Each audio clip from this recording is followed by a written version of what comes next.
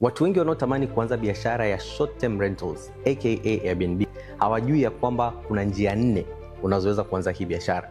Na kwenye hizo njia 4 kuna njia 2 ambazo unaweza ukaanza bila mtaji au na mtaji mdogo sana. Na ndani ya hii video nakwenda kuonesha namna gani unaweza kuanza biashara ya Airbnb kwa mtaji mdogo au bila kuwa na mtaji kabisa.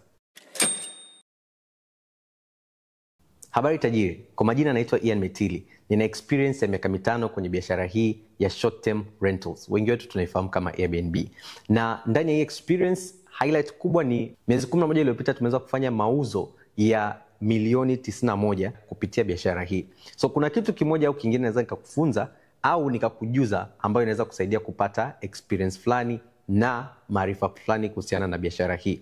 So bila kupoteza muda, twende kwenye hizo njia 4 na hizo 2 specifically ambazo hazihitaji mtaji au zinahitaji mtaji mdogo. So njia 2 kati ya hizo 4, 2 ambazo ni common ni ownership. Maana yake una apartment fulani au nyumba fulani au villa fulani ambayo ni ya kwako, either ulinunua au ulijenga, na unaamua kuichukua hiyo apartment, nyumba au villa na kuiconvert, kuibadilisha kutoka tu kuwa nyumba ambayo probably unakaa kila siku au umeikodisha kwa muda mrefu na kuamua kuifanya a short term rental. Maana yake unaanza kuikodisha kwa muda mfupi. Namba 2 ni rental arbitrage. Rental arbitrage kiufupi ni pale ambapo mimi, mfano Ian, naenda kukutana na mtu baba mwenye nyumba, landlord, na kumwambia kwamba nataka nifanye biashara ya Airbnb kupitia apartment zako au nyumba zako ambazo yeye atakukodishia kwa muda mrefu. Kwa unaweza kukuta labda anakukodishia wewe nyumba ya 2 bedrooms labda kwa $300,000 kwa mwezi. Kwa hiyo mara nyingi utakuta anataka mkataba wa miezi 6 au mwaka mzima. Kwa kama ni miezi 6 hapo tunaongelea 1.8. Ukimpa hela yake anafuraha na naona unafurahi. But then ukishachukua hiyo nyumba ambayo imekodishwa kwako kwa muda mrefu, wewe utaanza kuikodisha kwa muda mfupi. Lakini kumbuka hapa kuna full transparency na huyo landlord ya kwamba nitatumia hii nyumba kwa ajili ya biashara hii, ili pale utakapoanza kufanya hivi asije akaona hapa na pale labda wamekuja wazungu, siku nyingine wa Kenya, akadhani sijui unafanya biashara gani ya ajabu hapo. Then watakapoanza sasa kubook kwako kwa muda mfupi, wewe ndio unakuwa umeingia sasa kwenye biashara ya short term rentals. Then namba 3 ni property management. Maana yake kama una uwezo wa kusimamia vitu, una uwezo wa kusimamia property, kusimamia watu, kuhakikisha kwamba usafi unafanyika, guests wanapatikana na una handle hao guests, maana yake wewe ni mtu ambaye uko vizuri na usimamizi, then property management itakufaa. Na property management huhitaji hata $10,000 kuanza property management. Unachohitaji ni kujua namna ya kubuild trust, namna ya kuaminika na hawa watu ambao wana hizi apartments. Na njia rahisi, siwezi nikaongea kila kitu hapa, lakini njia rahisi ya kufanya hivyo ni kuanza na watu ambao tayari wanakuamini. Mara nyingi unaweza kuanza na wanafamilia au marafiki au watu ambao wanakufahamu kwenye jamii ambayo upo.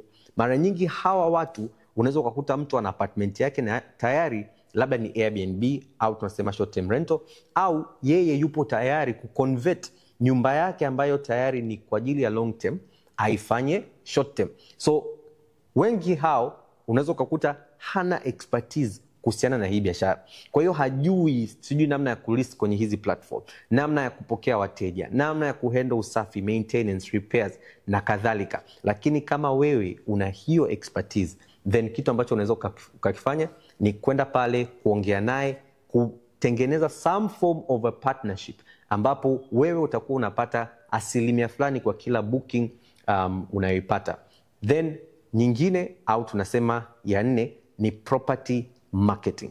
Kwenye property marketing manake wewe una ujuzi wa kuuza, una uwezo wa kuchukua nyumba, tuseme kama hii ambayo ipo hapa. Hii nyumba ambayo niko hapa ni 4 bedroom duplex apartment, premium property, ipo ndani ya Msasani au tuseme katikati ya Msasani na Mikocheni.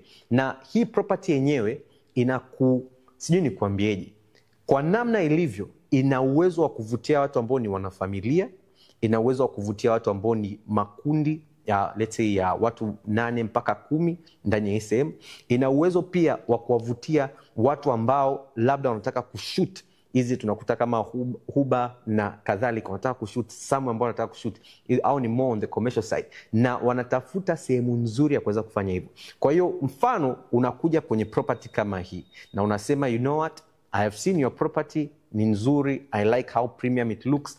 Kuna a potential people ambao mimi nadhani naweza nikawafikia kupitia uzaji wangu mtandaoni, kama itakuwa ni Instagram, kama itakuwa ni TikTok au platform yote ambayo unadhani wewe umeibobea na unaweza kufanya vizuri huko. Na kwa kukubaliana na huyo mwenye nyumba, una uwezo wa kuongea naye na akakupa the best price.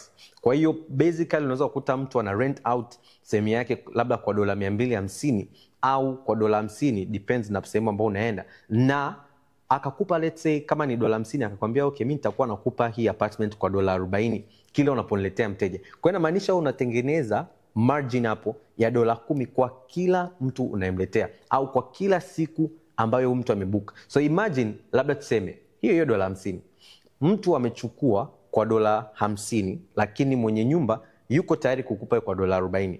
Inamaanisha unatengeneza $10, sio? Huyu mtu akikaa siku 10, unachukua hiyo 10 mara 10, unatengeneza $100 bila hata kuwa na hiyo nyumba. Lakini kwenye property marketing kitu kitakachoongezeka ni kwamba in case utataka kupata profit zaidi na kufikia wateja wako walengwa kwa haraka na kwa uhakika zaidi, utahitaji kuinject amount fulani kwenye matangazo. So hapo ndo unapoongelea kwamba kuna mtaji wa aina fulani utahitajika, lakini sio mkubwa kama huyo mtu ambaye anafanya property ownership au anafanya rental arbitrage.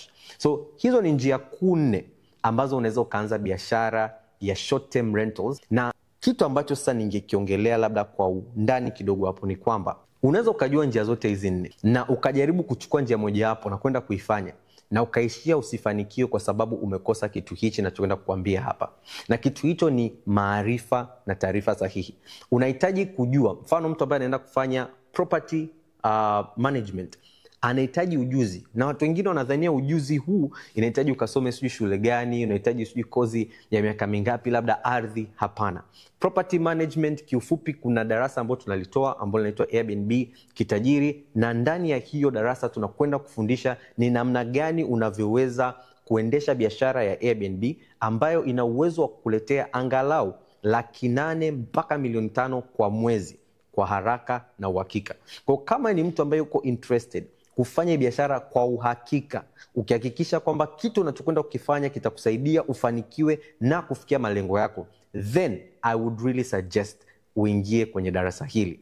Na hili darasa liko available kwa mara nyingi tunavyofanya ni kwamba tunachukua wanafunzi 20 kwa kila awamu, so nafasi ni chache. So kama ungetaka kuingia kwenye hili darasa lijalo, then kitu unachohitaji kufanya ni kubonyeza hii namba ambayo iko hapo, kama ni kwenye description, kama ni kwenye bio, au kama unaisoma hapa, then unaweza ukapiga simu na ukasecure your spot. Mimi ni Ian Metili, tukutane tena kwenye video inayofuata. Cheers.